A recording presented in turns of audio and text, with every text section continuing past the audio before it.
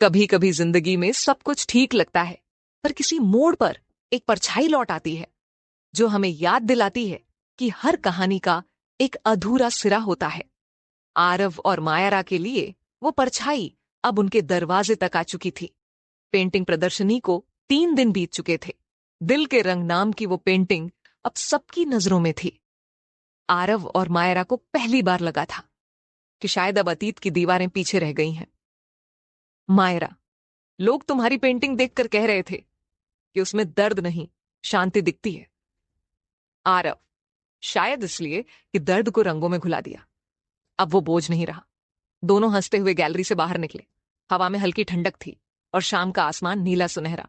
तभी पीछे से एक आवाज आई, आरव मल्होत्रा। आरव ने मुड़कर देखा। एक लंबा, शांत सा लड़का खड़ा था। उम्र लगभग 25 साल। कंधे पर बैग और हाथ में स्केचबुक थी। चेहरे पर अजीब सी पहचानी हुई मुस्कान। आरव जी, आप? लड़का, मैं विवान का दोस्त हूं। नाम है ईशान।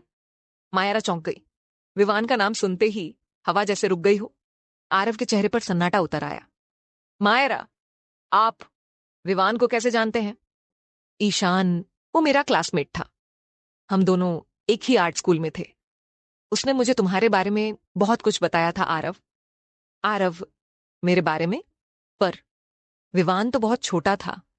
ईशान ने गहरी सांस ली और कहा, वो अपने बचपन की बातें अक्सर याद करता था और कहता था कि अगर वो वापस जा सका तो अपने भाई की अधूरी पेंटिंग पूरी करेगा। आरव का दिल तेजी से धड़कने लगा। वो पीछे की कुर्सी पर बैठ गया, जैसे जमीन उसके पैरों के नीचे से खिसक गई हो।